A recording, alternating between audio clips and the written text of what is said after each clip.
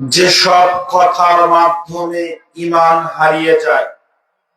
আমাদের সমাজের মধ্যে এমন কিছু কথা রয়েছে, এমন কিছু বাক্য রয়েছে যেগুলো শোনার মাধ্যমে এবং বলার মাধ্যমে মানুষের ঈমান হারিয়ে যায়, যেটা আমরা এখনো অনেকে বুঝতে পারি না। আলোচনার শুরুতে যারা দাঁড়িয়ে আছেন তাদের প্রতি অনুরোধ রইল, আপনারা দাঁড়িয়ে না থেকে সামিয়ানার নিচে এসে বসে কোরআন সুন্নাহর কিছু আলোচনা শুনুন। দুই, যারা আপনারা বসেছেন তাদের প্রতি অনুরোধ যে যারা বসে আছেন মাঝখানে ফাঁকা জায়গাগুলো বন্ধ করেন। পিছনে যারা আছেন তারা একটু দয়া করে চেপে চেপে এসে বসবেন, কেননা কোরআন সুন্নাহর আলোচনা শুনতে হলে একটা আদব, যে আপনি যখন ফাঁকা জায়গা রাখবেন শয়তান আপনাকে ওয়াসওয়াসা দিয়ে এখান থেকে বের করে নিয়ে যাবে। শয়তান আপনাকে চাইবে না যে আপনি কোরআন সুন্নাহর আলোচনা শুনে সেই অনুপাতে চলেন এবং আমল করেন। এজন্য আপনাদের প্রতি আবারও বলছি, একটু চেপে চেপে আসবেন। আমি আপনাদের মধ্যে প্রায় এইবার নিয়ে মনে হয় 4বার আসা হলো, আলহামদুলিল্লাহ। তার মধ্যে এবার এটা হচ্ছে এক ব্যতিক্রম আলোচনা, যেগুলো আপনি আমি সচরাচর করে থাকি, কিন্তু আমরা বুঝতে পারি না যে আমাদের কোন কথাগুলো বলার মাধ্যমে ঈমান হারিয়ে যায়, ঈমান নষ্ট হয়ে যায়। এজন্য এই বিষয়টি যদি আপনি আমি শুরু থেকে মনোযোগ দিয়ে না শ্রবণ করতে পারি তাহলে আমরা বুঝতে পারবো না। এজন্য আপনাদের প্রতি উদাত্ত আহ্বান, যারা দাঁড়িয়ে আছেন বসে পড়বেন এবং গুরুত্ব সহকারে আলোচনাগুলো শ্রবণ করুন। আল্লাহ আপনাকে সেই তৌফিক দান করে, বলি আল্লাহুম্মা আমিন। বলছিলাম আলোচনার বিষয়, যেসব কথার মাধ্যমে ঈমান হারিয়ে যায়, মানে ঈমান নষ্ট হয়ে যায়। যেরকম নষ্ট হয়ে যায় দুধ। আপনি এক বালতি দুধের মধ্যে যদি আপনি 1 ফোঁটা লেবুর রস দিয়ে দেন তাহলে দুধটা নষ্ট হয়ে যায়। 1 বালতি পানির মধ্যে যদি আপনি 1 ফোঁটা বিষ দিয়ে দেন সেই পানিটা আর কেউ খেতে পারে না।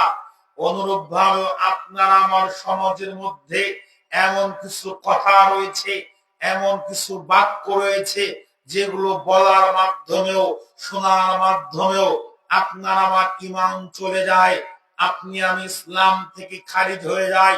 বলছিলাম দেখুন আমাদের সমাজে এই যে ওয়াজ মাহফিল গুলো হচ্ছে, প্রায় রাত্রে ওয়াজ মাহফিল হয়, মানুষের কোনো পরিবর্তন বোঝা যায় না। কিছু মানুষ আছে ওয়াজ মাহফিল শুধু শোনাকে মূল্যায়ন করে, আমল করাকে মূল্যায়ন মনে করে না। দেখুন এক শ্রেণীর বক্তা রয়েছে যাদের কথার মাধ্যমে মানুষের ঈমান তাজা হয়। এক শ্রেণীর আলেম রয়েছে যাদের বক্তব্যের মাধ্যমে মানুষ সঠিক পথের দিশা পায়। আরেক শ্রেণীর মানুষ রয়েছে, আরেক শ্রেণীর আলেম রয়েছে যাদের কথার মাধ্যমে মানুষ হেদায়েত পায় না, তাদের কথার মাধ্যমে মানুষ গোমরা হয়ে যায়, মানুষ ঈমান হারা হয়ে যায়, হয় না? তার মানে আলেমের কথার মাধ্যমেও মানুষের ঈমান হয়ে যায়। আসুন আমরা আমাদের সমাজের মধ্যে এমন কিছু বাক্য রয়েছে, এমন কিছু শব্দ রয়েছে যেগুলো আমাদের হয়তো অনেকের অজান্তে আমরা এই কথাগুলো বা এই বাক্যগুলো বলে যাচ্ছি, কিন্তু এগুলো বলার মাধ্যমেও আপনার আমার ঈমান হারিয়ে যায়, আপনার আমার ঈমান নষ্ট হয়ে যায়। তার এক, আমাদের সমাজে অধিকাংশ মানুষ আছেন, প্রায় মানুষ দেখবেন অনেক পরিশ্রম করে, অনেক কষ্ট করে, অনেক পরিশ্রম করে পরিবার চালাচ্ছে, অনেক কষ্ট করে ইনকাম করছে। তাকে গিয়ে যদি বলেন চাচা আপনি এত কষ্ট করছেন, এত কষ্ট করতে হয়, তখন মুরব্বী হয়তো অনেকে বলে বাবা কষ্ট না করলে কি আর কেষ্ট মেলে? কথাটা বলে না? একটু কথা বলেন আমার জন্য সহজ হবে। বলে কষ্ট না করলে কি আর কেষ্ট মেলে। এই যে একটা বাক্য রয়েছে, আপনি বিশ্বাস করুন এই বাক্য যদি কোনো মুসলিম সজ্ঞানে বলে থাকে, কোন মুসলিম যদি এই বাক্য বলে যে কষ্ট না করলে কি আর কেষ্ট মেলে, তাহলে তার ঈমান নষ্ট হয়ে গেছে। তাহলে এর মধ্যে কি আছে? এই বাক্যর মধ্যে কি আছে যে একটা বাক্য বলার মাধ্যমে ঈমান হারিয়ে যায়, একটা বাক্য বলার মাধ্যমে ঈমান নষ্ট হয়ে যায়? তাহলে এটা কত বড় ধরনের একটা মারাত্মক কথা যে একটা শব্দ বলার মাধ্যমেও আপনার আমার ঈমান নষ্ট হচ্ছে। দেখুন, আপনি একজন মুসলিম হয়ে বলছেন আল্লাহ আপনাকে এই পৃথিবীতে পাঠিয়েছেন, সুখ দুঃখ উভয় মিলে আপনাকে এই পৃথিবীতে পরিশ্রম করতে হবে, পরিশ্রম ভাবে চলতে হবে। এটা একজন মানুষের আদব আখলাকের নিয়ম নীতি। কিন্তু যদি আপনি বলেন কষ্ট না করলে কি আর কষ্ট মেলে, এই যে ক্লিষ্ট শব্দটা, ক্লিষ্ট যে শব্দটা, যদি আপনি বাংলা বিধান ঘাটেন, বাংলা বিধান ঘাটতে দেখতে পারবেন কৃষ্ণ বলতে ওখানে হিন্দুদের শ্রীকৃষ্ণকে বোঝানো হয়েছে। বলেন নাউজুবিল্লাহ। তার মানে একজন মুসলিম বলছে কষ্ট না করলে কি আর কষ্ট মেলে, তার মানে একজন মুসলিম কষ্ট করছে হিন্দুদের শ্রীকৃষ্ণকে পাওয়ার জন্য। বলেন নাউজুবিল্লাহ, আস্তাগফিরুল্লাহ। আপনি কি কষ্ট করছেন হিন্দুদের শ্রীকৃষ্ণকে পাওয়ার জন্য? কখনোই নয়। তাহলে এই শব্দগুলো কোথায় থেকে আসলো?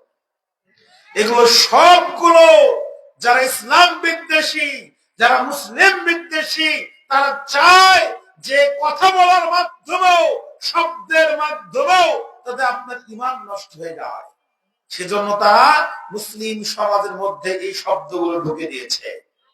দুই, অনেক মানুষ দেখবেন বিভিন্ন লিফলেটে, বিভিন্ন পেপার পত্রিকায়, বিভিন্ন কাগজে, বিভিন্ন ওয়ালে একটা শব্দ লেখা থাকে। এই শব্দ দেখবেন লেখা থেকে 786 লেখা থাকে না ভাই? একটু কথা বলেন, থাকে না? অনেক দলিলের শুরুতে থাকে, অনেকের চিঠির শুরুতে, অনেক নামধারী মুসলিমদের বাড়িতে গিয়েও দেখা যায় লেখা আছে 786। আদৌ কি আমরা মুসলিমরা এর ইতিহাস জানি যে কিভাবে এই মুসলিম সমাজের মধ্যে এই 786 আসলো? দেখুন, আপনি একজন মুসলিম, আপনি কাজ শুরু করবেন আল্লাহর নামে। একজন মুসলিম কাজ শুরু করে আল্লাহর নামে। যখন আপনি আল্লাহর নাম নিয়ে কাজ শুরু করবেন, সেই কাজের মধ্যে আল্লাহ সুবহানাহু ওয়া তাআলা বরকত দিবেন। আপনি একজন মুসলিম, যে কাজ আল্লাহর নামে শুরু করবেন, এই কাজের মধ্যে আল্লাহ রহমত দিবেন। এই কাজ আল্লাহ সঠিকভাবে সফলতা দান করবেন। তাহলে তারা জানে যে একজন মুসলিম তার ঈমান হারা কিভাবে করা যায়। একজন মুসলিম যাতে তার আল্লাহ, তার রব, তার প্রতিপালকের নামে শুরু করতে না পারে, এজন্য তারা কি করলো? তারা বিসমিল্লাহির রহমানির রহিম, প্রায় 19টি শব্দ আছে, এই 19টি শব্দকে পরিবর্তন করে দিয়ে রোমান সংখ্যা আবজাদার হরফ এর মান বসিয়ে বিসমিল্লাহির রহমানির রহিমের মধ্যে 19টি শব্দ রয়েছে। এই 19টি শব্দের মান তারা নিয়ে আসলো 786। যদি আমরা অনুরূপ ভাবে হিন্দুদের দিকে তাকাই, তাহলে দেখতে পারবো হিন্দুদের হরে কৃষ্ণা। যদি আপনি এই হরে কৃষ্ণা শব্দটা যদি আপনি রোমান আবজাদার হরফের মান বসান, তাহলেও দেখা যাবে এই রোমান সংখ্যা আবজাদার হরফের মানের পরিবর্তে একজন মুসলিম লিখছে বিসমিল্লাহর পরিবর্তে 786, আর একজন হিন্দু বলছে বিসমিল্লাহর পরিবর্তে 786 মানে হরে কৃষ্ণ। বলেন নাউজুবিল্লাহ। তাহলে বলেন তো, একজন মুসলিম হিসেবে যে আপনি বাড়িতে গাড়িতে বিভিন্ন জায়গায় বিসমিল্লাহির রহমানির রহিম এর পরিবর্তন করে দিয়ে আপনি 786 লিখলেন, তাহলে আপনি বলেন তো আপনাকে মুসলিম বলা হবে না হিন্দু বলা হবে? আপনি তো হিন্দু না, আপনাকে তো বোঝাই যাবে না যে আপনি হিন্দু না মুসলমান। দুঃখ না সত্য, তৎকালীন সময়ে সম্রাট আকবরের শাসন আমলে হিন্দু এবং মুসলিম বোঝা যেত না, কোনটা মুসলিম কোনটা হিন্দু। সবাই প্রায় ধুতি পরিধান করত, তাই না? সবাই ধুতি খড়ম পরিধান করত, চেনা যেত না যে হিন্দু না মুসলমান। সম্রাট আকবর তৎকালীন সময়ে একটা নিয়ম জারি করলেন। কি নিয়ম? যারা মুসলিম হবে নামের শুরুতে মুহাম্মদ লিখবে, তাহলে বোঝা যাবে এই ব্যক্তিটা মুসলিম ব্যক্তি, এই ব্যক্তিটা মুসলমান ব্যক্তি। যারা হিন্দু হবে এরা নামের শুরুতে শ্রী লিখবে, তাহলে কি হবে? তাহলে বোঝা যাবে এই হিন্দুটা, এই নামের শুরুতে যার শ্রী থাকবে তাহলে বোঝা যাবে এই ব্যক্তিটা হচ্ছে হিন্দু।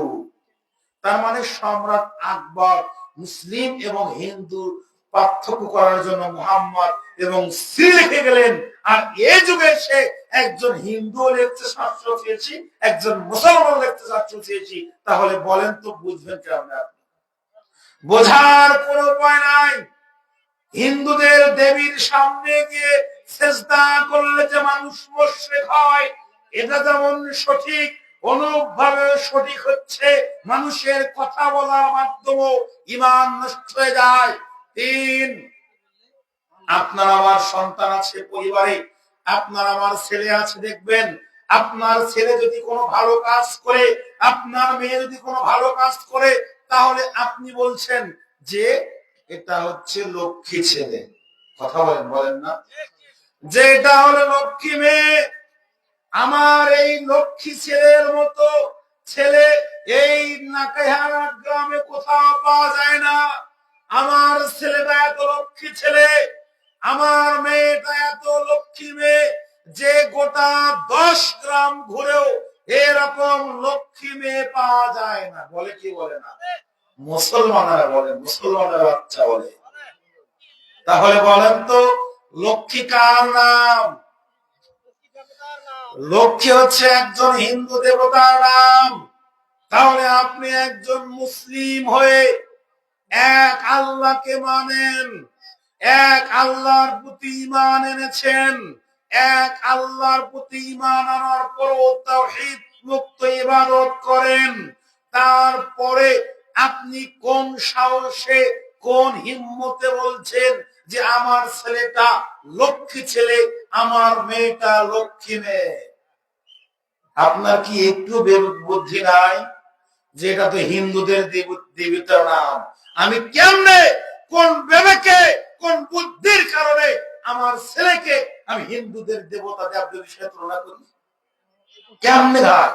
আপনি একজন মুসলিম, আপনি আপনার ছেলের জন্য দোয়া করতে পারতেন যে আমার ছেলেটা একজন ভালো ছেলে, আমার ছেলে পিতামাতার খেদমত করে, জাযাকুমুল্লাহ খায়রান, বারাকাল্লাহু ফিকুম, বাবা আল্লাহ তোমাকে বড় করুন, বাবা আল্লাহ তোমাকে দ্বীনের জন্য কবুল করুন, বাবা আমি তোমার জন্য দোয়া করি তুমি অনেক বড় একজন খাদেম হবা, অনেক বড় একজন মানুষের মতো মানুষ হবা।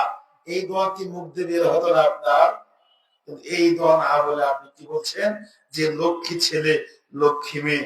এই কথাগুলো বলা চলবে না। 4, আমাদের সমাজে অনেক মানুষ বলে কোন কাজ করতে গিয়ে যে ভাই আপনি এই কাজটা করে দেন, ঠিক আছে ভাই, আল্লাহ লাগে হিল্লাও লাগে, বলে না? আল্লাহ লাগে হিল্লাও লাগে কথা বলা যাবে না। এই কথা বললে ঈমান হারিয়ে যাবে। কিভাবে? হিল্লা শব্দের অর্থ হচ্ছে সহযোগী, মানে আমি রেদওয়ান, আমি একটা কাজ করতে পারছি না, আমি একজন আরেকজন লোক নিয়ে আমার সহযোগী হিসেবে কাজটা করলাম, একে বলা হয় হিল্লা। কিন্তু আপনি দেখেন কত কবিরা গুনাহ করছেন। কিভাবে? আপনি বলছেন যে আল্লাহ লাগে হিল্লাও লাগে, মানে আল্লাহ এই কাজটা করতে পারতেছে না, আল্লাহর দ্বারা সম্ভব নয়, সে কারণে তার সাথে একটা হিল্লা দিচ্ছি, আল্লাহ এবং হিল্লা মিলে ওই কাজটা করে। বলে নাউজুবিল্লাহ, আস্তাগফিরুল্লাহ। এই কথা বলা চলবে না। আল্লাহ পারে না এমন কোন কাজ নেই, আল্লাহ সব পারে। আল্লাহ পারে না এমন কোন কাজ নেই, এমন আকীদা, এমন মানহাজ আপনার মধ্যে থাকা চলবে না। কেন? আপনি একজন আহলুল হাদিস পরিবারের সন্তান। এজন্য এই শব্দগুলো, কথাগুলো বলার আগে ভাববেন। পাঁচ, সমাজের মধ্যে অনেক সুশীল মানুষ আছে, নামে সুশীল। দেখবেন নামাজ রোজার ধাপ ধারে না, জেনারেল টাইপের লোক একটু এরকম বেশি হয়। কি বলে? নামাজ না পড়লে কি হবে, মন পরিষ্কার আছে। বলে না ভাই যে নামাজ পরিণত কি হয়েছে? নামাজ না পড়লেও তোমার চাইতে আমার মন অনেক ভালো। নামাজ পরিণত কি হয়েছে? নামাজ না পড়লে আমার মন পরিষ্কার আছে। বলে না? যে ব্যক্তি কথা বলবে খাটাস, এখন ঈমান নেই। কেন? এই কথা একজন মুসলিম বলতে পারে না। রাসূল সাল্লাল্লাহু আলাইহি সাল্লাম বলেছেন, একজন মুসলিম এবং একজন কাফেরের মধ্যে পার্থক্যকারী হচ্ছে সালাত। যে ব্যক্তি সালাত পড়লো এ মুসলিম থাকলো, যে ব্যক্তি সালাত পড়লো না সে আর মুসলিম থাকলো না। তাহলে আরে ভাই তুমি মুসলমানই নও, তোমার আবার কিসের মন পরিষ্কার?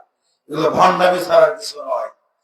ছয়, অনেক জায়গায় দেখা যায় বিভিন্ন খবরে, নিউজে, বিভিন্ন জায়গায় মনে করুন একজন ব্যক্তির নাম আব্দুল্লাহ, খবরের নিউজে এইভাবে বলে, জনাব আব্দুল্লাহ সাহেব এখন মৃত্যুর সাথে হাসপাতালে পাঞ্জা লড়ছেন।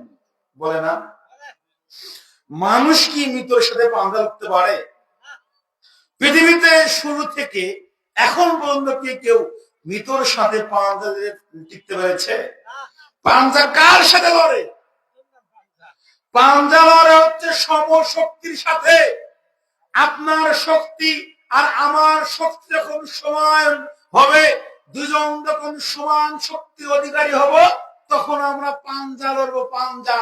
কিন্তু আমরা শব্দগত হয়ে বলছি যে জনাব আব্দুল্লাহ সাহেব এখন মৃত্যুর সাথে পাঞ্জা লড়ছে। বলেন নাউজুবিল্লাহ।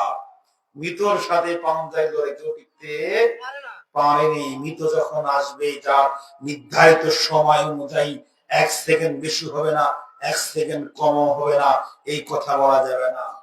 সেজন্য আপনাকে আমাকে বিষয় খেয়াল রাখতে হবে। 7, অনেক মানুষ দেখবেন আপনি একটা কাজ করতে গিয়ে ভুলে গিয়েছেন। বিশেষ করে নাস্তিক পর্যায়ে যারা আছে তারা এই কথাগুলো বলে। কি কথা? আপনি একটা কাজ করতে গিয়ে, মানুষ মাত্রই ভুল হওয়া স্বাভাবিক, মানুষের ভুল হয়। আপনি একটা কাজ করতে গিয়ে হঠাৎ করে আপনার ভুল হয়েছে, তখন আপনি বলছেন বিসমিল্লাহই গলত। বলে না যে বিসমিল্লাহই গলত? তখন আপনি বুঝাচ্ছেন যে আল্লাহর নামেই গলত। নাউজুবিল্লাহ, আস্তাগফিরুল্লাহ। এই শব্দগুলো বলা যাবে না। বিসমিল্লাহতে গলত এই কথা বলা যাবে না। মানুষের ভুল হয়। আপনি একজন মানুষ, আপনার ভুল হয়েছে। আল্লাহ রাসূল সাল্লাল্লাহু আলাইহি সাল্লাম বলেছেন, কুল্লু বানি আদম খাত্তা ওয়া খায়রু খাত্তাইনা তাওয়াবুন। প্রত্যেক বনি আদম সন্তান ভুলকারী, উত্তম ভুলকারী, উত্তম অপরাধী হচ্ছে ওই ব্যক্তি যে তার ভুলকে সংশোধন করে নেয়। আপনি মানুষ, আপনার ভুল হবে, এজন্য আপনার উচিত যে নিজের ভুলকে সংশোধন করা। 7, অনেক মানুষ আছেন, চাচা কেমন আছেন? তোমার দোয়ায় ভালো আছি। বলে না? অনেক মানুষ আবেগে বলে, চাচা কেমন আছেন? আছি ভাই, তোমার দোয়ায় ভালো আছে। মানুষ কি মানুষের দোয়ায় ভালো থাকতে পারে? সম্ভব নয়। মানুষ ভালো থাকবে আল্লাহর রহমতের উপরে। আল্লাহ যদি আপনার প্রতি রহম করে, আল্লাহ যদি আপনাকে ভালো রাখেন, তাহলে আপনি ভালো থাকবেন। কিন্তু মানুষ আপনাকে ভালো রাখতে পারবে না। এই জন্য কথাগুলো বলা যাবে না, তোমার দোয়ায় ভালো আছি, এগুলো বলা যাবে না। বলতে হবে আল্লাহ তোমাকে ভালো রাখুন, আল্লাহ তোমাকে নিরাপদে রাখুন, তুমি ভালো থাকো। বলি না আমরা? ঠিক আছে ভাই, দেখা হবে, তুমি ভালো থাকো, তোমরা ভালো থাকো, কথা বলা যাবে না। এগুলো শব্দগত ভুল। মানুষ চাইলে ভালো থাকতে পারে না। বলতে হবে আল্লাহ তোমাদের ভালো রাখুন, আল্লাহ তোমাদের নিরাপদে রাখুন, আল্লাহ তোমাদের কল্যাণের উপর রাখুন। এই শব্দগুলো আপনি বলতে পারেন। এগুলো ছাড়া তারপর দেখা যায় যে অনেক মানুষ বলে, হঠাৎ অ্যাক্সিডেন্ট হতে গিয়ে বলিস ড্রাইভার ভালো তাই বেঁচে গেলাম। ড্রাইভার ভালো তাই বেঁচে গেলাম, একটুর জন্য বেঁচে গেলাম, এই শব্দগুলো বলা যাবে না। আল্লাহ হয়তো আপনাকে ওই উসিলায় বাঁচাইছেন, বেঁচে রেখেছেন, কিন্তু আমরা এগুলো না বলে বলছিস ভাগ্যিস এরকম একটা ড্রাইভার ছিল, একদম পাক্কা ড্রাইভার, তুই পাক্কা ড্রাইভার জন্য আমার গাড়ি উঠতে গেল না, বলে না যে তোর মতো ভালো ড্রাইভার ছিল বিধায় আমার গাড়ি বেঁচে গেছি, কেউ আমার অ্যাক্সিডেন্ট হয় নাই। এই কথাগুলো বলা যাবে না। আল্লাহ হয়তো কোন একজন ব্যক্তির দোয়া কবুল করেছেন, কোন একটা ভালো কাজের বিনিময়ে হলো আপনাদেরকে ওই খারাপ কাজ থেকে বেঁচে রেখেছেন, এই কথা হিসেবে আল্লাহর শুকরিয়া আদায় করতে হবে। কিন্তু আমরা এগুলো করি না। অনেকগুলো শব্দ রয়েছে, সবগুলো শব্দ বলা সম্ভব নয়। এবার আসুন আমরা একটু আমাদের গজলের মধ্যে যাব। গজল, আমাদের সমাজে অনেকগুলো গজল রয়েছে, যে গজলগুলো বলার মাধ্যমে ইমান নষ্ট হয়ে যায়। কিভাবে? আমাদের ছোট ছোট সোনামণি যারা আছেন এরা বলেন, ও মদিনার বুলবুলি তোমার নামে ফুল তুলি, বলে না অনেক শুরু করে, ও মদিনার বুলবুলি তোমার নামে ফুল তুলি। এই গজলের মধ্যে ও মদিনার বুলবুলি বলতে মুহাম্মদ সাল্লাল্লাহু আলাইহি সাল্লামকে বোঝানো হয়েছে, এবং তোমার নামে ফুল তুলি, তার মানে মুহাম্মদ সাল্লাল্লাহু আলাইহি সাল্লামের নামে ফুল তুলে বলেছেন। নাউজুবিল্লাহ। একজন মুসলিম কাজ শুরু করে কার নামে? কথা বলেন।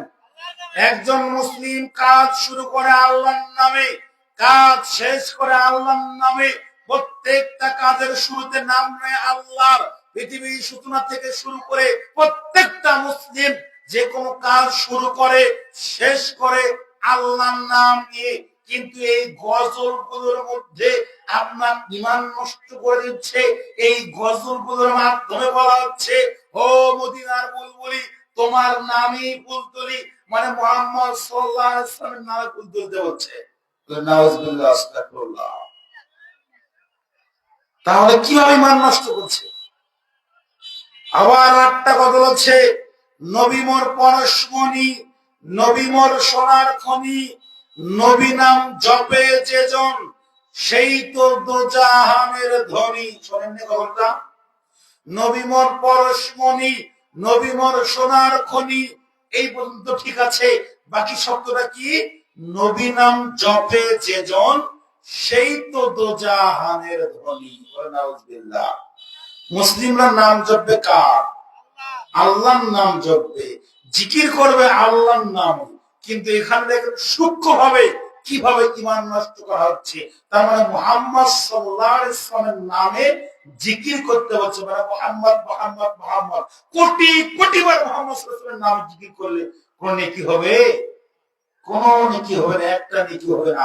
তার মানে সূক্ষ্ম ভাবে, সূক্ষ্ম প্ল্যান দিয়ে মুসলিমদের ঈমান নষ্ট করার পায়ে তারা চলছে। দেখুন, আপনার কাছে নবী সাল্লাল্লাহু আলাইহি সাল্লামের শান ভালো লাগে, নবী সাল্লাল্লাহু আলাইহি সাল্লামের নাতে রাসূল ভালো লাগে, কিন্তু নবী সাল্লাল্লাহু আলাইহি সাল্লামের মদিনার খেজুর ভালো লাগে আপনার কাছে।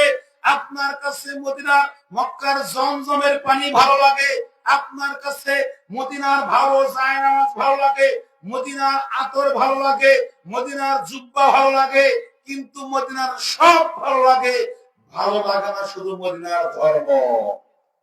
সব ভালোবাসেন আপনি মদিনা, সব ভালোবাসেন মক্কা মদিনাকে, কিন্তু মক্কা মদিনার যে রাসূল, যে মুহাম্মদ সাল্লাল্লাহু আলাইহি সাল্লাম আপনার জীবন বিধান দিয়েছেন, সেটা আপনাকে ভালো লাগে না।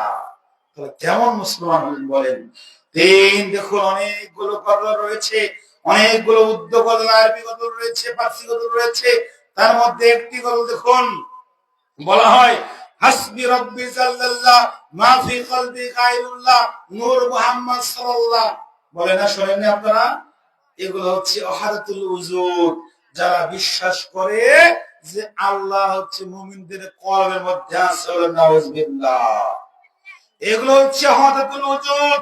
এরা নবী মুহাম্মদ সাল্লাল্লাহু আলাইহি ওয়াসাল্লামকে নূর প্রমাণ করে, এরা মনে করে মুহাম্মদ সাল্লাল্লাহু আলাইহি ওয়াসাল্লাম নূরের তৈরি, এবং প্রত্যেক মুমিনের কলবের মধ্যে আল্লাহ আছে, নাউজুবিল্লাহ।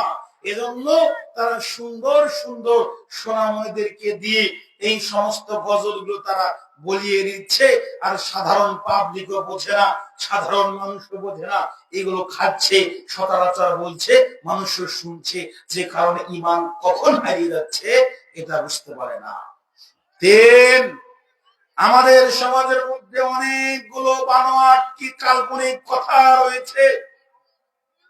হযরত ফাতেমা রাদিয়াল্লাহু আনহাকে নিয়ে আমাদের সমাজে অনেকগুলো আজে বাজে কিচ্ছা কাহিনী রয়েছে, যেগুলো আপনারা কম বেশি সকলেই জানেন।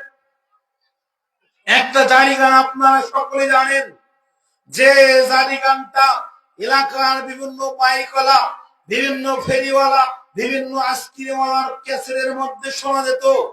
কি গান আপনারা সকলেই জানেন, মা ফাতেমা কান্দিয়া কয়, আজ বুঝি কারবালাতে হাসান হোসেন শহীদ হয়। শোনেননি আপনারা?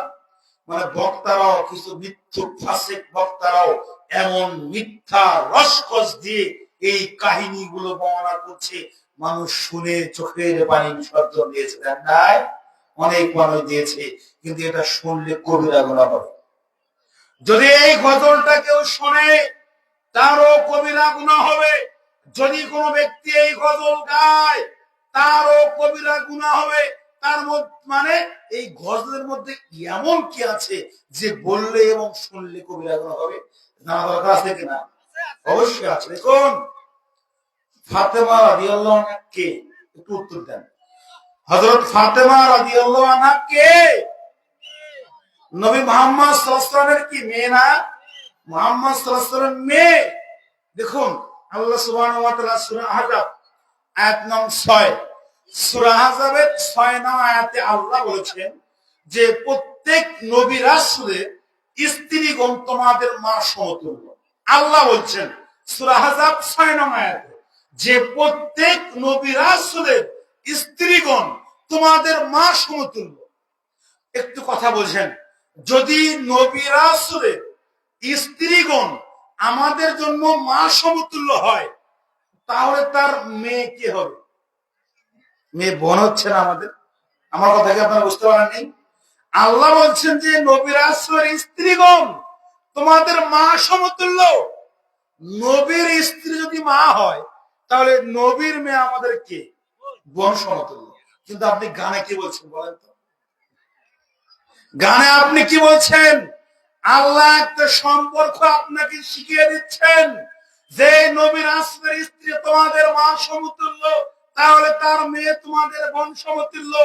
কিন্তু আমরা বোনকে গানে মা বানাচ্ছি। বলে নাউজুবিল্লাহ, আস্তাগফিরুল্লাহ। মা ফাতেমা কান দিয়ে কয়, তার মানে বোন হচ্ছে, বোনকে আপনি মা বানাচ্ছেন। তাহলে কত জঘন্য কথা বলছেন, চেক করে দেখেন আপনি।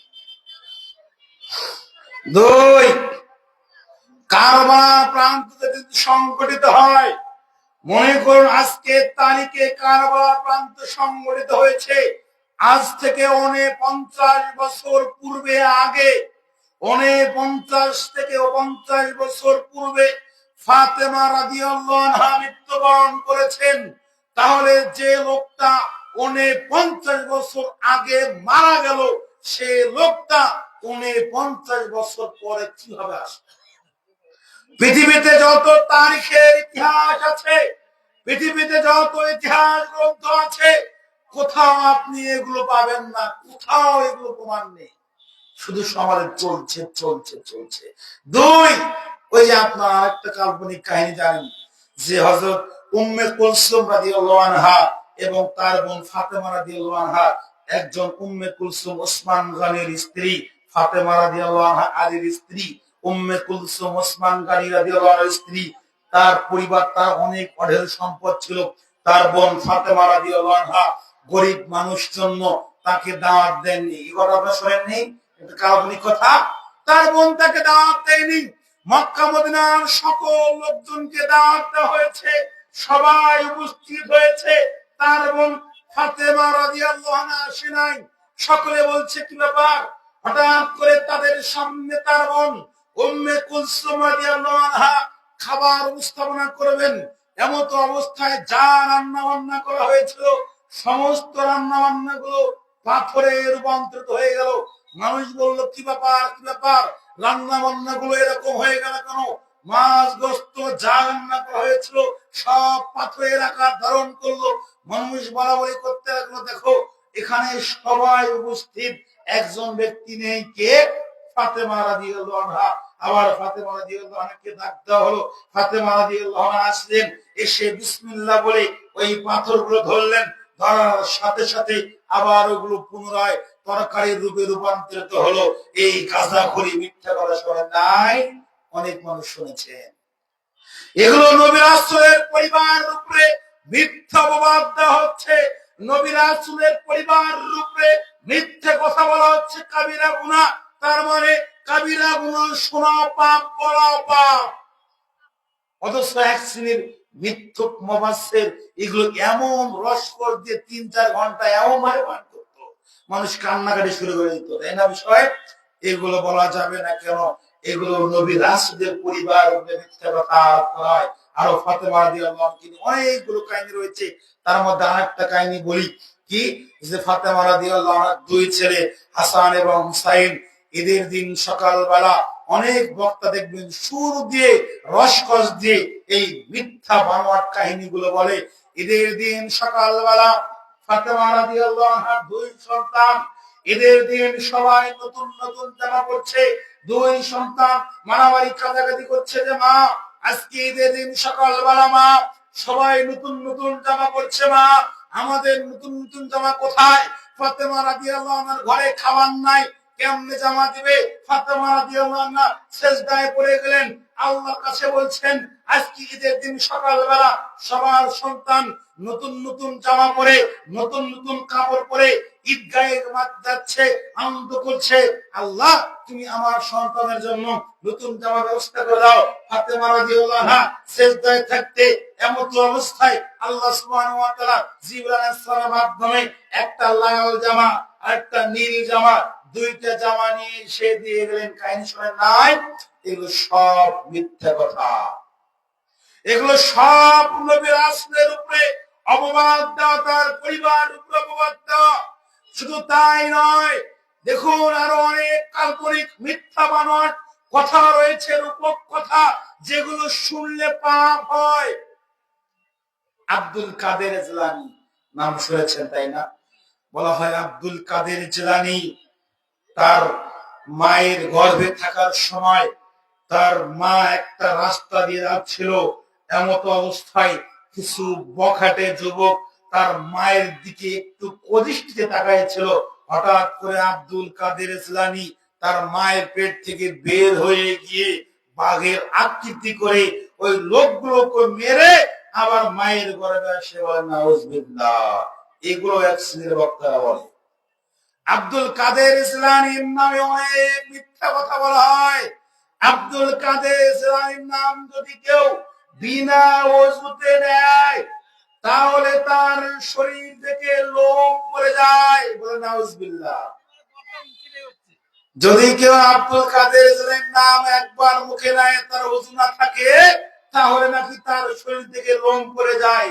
তাহলে কি পরিমাণ গাঁজা খেলে, ওভারটেক গাঁজা খেলে এরকম কথা বলতে পারে, ভাবা যায় না। যেখানে ইসলামী শরীয়তে অনুমতি আছে, ওজর আছে, ওজর, বিনা ওযুতেও কিছু কিছু ক্ষেত্রে শরীয়তের অনুমতি আছে কোরআন তেলাওয়াত করা। যেখানে শরীয়তের ওজর আছে, কিছু কিছু ক্ষেত্রে যে ওযু ছাড়াও কোরআন পড়া যায়, সেখানে নাকি মুহাম্মদ সাল্লাল্লাহু আলাইহি ওয়াসাল্লামের নাম নিলেও তো না, ও বিনা ওযুতে নেওয়া যায়, তার নাম নিলেও তো শরীর থেকে পশম ধরে না। আর আব্দুল কাদের জিলানীর নাম নিলে কেমনে ধরে বলেন? তাহলে কি লেভেলের কথা বলেন? এগুলো সমাজের নামে চলছে। ওই যে আরেকটি কথা শুনেছেন, আব্দুল কাদের জিলানীর নামে একটা মহিলার ৬টা মেয়ে সন্তান। ৬টা মেয়ে সন্তান আব্দুল কাদের জিলানীর নাকি একটা হুঙ্কারে আবার মেয়ে থেকে ছেলে হয়ে যায়। এগুলো আবার বলছে যে আব্দুল কাদের জিলানী এক বৃদ্ধ মহিলা, অসহায় মহিলা, নিজে চলাফেরা করতে পারতো না। তার একটা ছেলে সন্তান ছিল, আল্লাহর হুকুমে জিবরাইল আলাইহিস সালাম তার সন্তানের রূহ কবজ করে দেয়। এই মহিলা আবার আব্দুল কাদের জিলানীর কাছে গিয়ে বলছে, আব্দুল কাদের জিলানী আমি এক অসহায় বৃদ্ধা, আমার উপকার করো। কি উপকার করতে হবে? এই যে আমি এক অসহায় মহিলা, আমার একটাই ছেলে ছিল, আমার এই ছেলের রূহ আল্লাহ কবজ করেছেন, তা তুমি একটু আল্লাহর সাথে কথা বলে আমার এই ছেলের রূহ ফিরিয়ে আনার ব্যবস্থা করে দাও। এই কথা আব্দুল কাদের জিলানীকে বলা হয়। আবার আব্দুল কাদের জিলানী নাকি আল্লাহর সাথে কথা বলে তার রূহ আবার ফিরিয়ে দেয়। বলে নাউজুবিল্লাহ, আস্তাগফিরুল্লাহ। এই সমস্ত মিথ্যা বানোয়াট কাল্পনিক কথা বলে, এরা কেমনে বলে? এগুলো নবী রাসূলের পরিবারের উপরে কথা বলা, এগুলো সমস্ত হচ্ছে কবিরা গুনাহ। এগুলো থেকে আপনাকে রক্ষা রাখতে হবে। যদি না থাকতে পারেন, ঈমান হারিয়ে যাবে। ওই যে আপনার ভাইরাল হুজুর, বড় বড় বক্তারা মিথ্যা কথা বলছে নূহ আলাইহিস সালামের নামে। কি? নূহ আলাইহিস সালামের ওই যে বুড়ির একটা কাল্পনিক কথা আপনারা সকলে জানেন। নূহ আলাইহিস সালামের সময় নূহ আলাইহিস সালামের একটা নৌকা ছিল, যে নৌকার মধ্যে এলাকার লোকজন হিংসা করে টয়লেট করে দিত। এক পর্যায়ে পুরো নৌকাটা টয়লেটে ভর্তি হয়ে যায়। এক অন্ধ ব্যক্তি এসে টয়লেট করতে গিয়ে ওই নৌকার মধ্যে পড়ে যায়। পড়ে গিয়ে তার চোখের জ্যোতি ভালো হয়ে যায়। এই লোকটা পুরো এলাকায় বলে যে অমুক নৌকার মধ্যে টয়লেট করতে গিয়ে পড়ে গিয়ে আমার চোখের জ্যোতি ভালো হয়েছে। পুরো এলাকার লোকজন টয়লেট যা ছিল নৌকাটা পরিষ্কার করে দিল। নাউজুবিল্লাহ। এগুলো ভাইরাল বক্তারা বলে, এগুলো ভাইরালরা বলছে। নেট খুললে দেখতে পারবেন যে মিথ্যা কাল্পনিক কাহিনী বলে আপনার আমার ঈমান নষ্ট হচ্ছে। এজন্য জাতি হেদায়েত হচ্ছে না। এই হেদায়েত পেতে হলে আপনাকে ওয়াজ এবং আওয়াজের তারতম্য বুঝতে হবে, যে কোনটা ইসলামিক আলোচক কার কথা বললে মানুষের হেদায়েত হয়।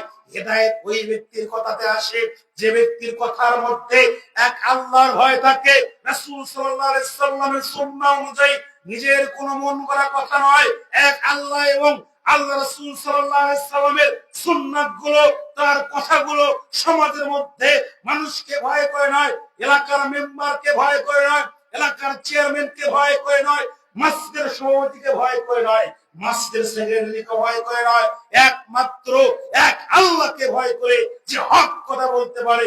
এই হক কথা বলার মাধ্যমে আপনার ঈমান তাজা হবে ইনশাআল্লাহ। ওই যে মসজিদের যারা দায়িত্বশীল আছেন, বিভিন্ন এলাকার যারা দায়িত্বশীল আছেন, প্রত্যেক ইমামকে আপনারা হক কথা বলতে দিবেন। প্রত্যেক ইমামকে সহিহুল বুখারী দিবেন, প্রত্যেক ইমামকে কোরআন দিবেন এবং হাদিস দিবেন। দিয়ে বলবেন, হুজুর এই নেন সহিহুল বুখারী, এই নেন সহিহ মুসলিম। হুজুর আমি সভাপতি, আমাকে ভয় করে নয়, আমি ক্যাশিয়ার, আমাকে ভয় করে নয়, আল্লাহকে ভয় করে, আল্লাহর শাস্তিকে ভয় করে হক কথাগুলো বলে দেন। হক কথাগুলো বলেন যেগুলো শুনলে আমরা আমল করতে পারবো এবং পরকালে বাঁচতে পারবো। বিশ্বাস করেন, যেদিন হুজুরকে বলবেন সেদিন থেকে আপনার হুজুর হক কথা বলবেন ইনশাআল্লাহ। আর যদি গায়ের জোর দেখান যে হুজুর চলেন, বিদআত করেন, যা পাপ হয় দেখে নিব, তাহলে আপনার জন্য কিয়ামতের ময়দানে ওই ভয়ানক জাহান্নাম অবধারিত রয়েছে। অতএব দ্বিতীয় আলোচনা হয়েছে, অনেকগুলো পয়েন্ট থাকার পরও শেষ করতে পারলাম না। সংক্ষিপ্ত সময়ে যে কথাগুলো বললাম, আল্লাহ সুবহানাহু ওয়া তাআলা আপনাকে আমাকে উক্ত বিষয়গুলো মানার, আমল করার তৌফিক দান করুন। সকলে বলি আল্লাহু আমিন। এই বলে আজকের আলোচনা এখানে শেষ করলাম।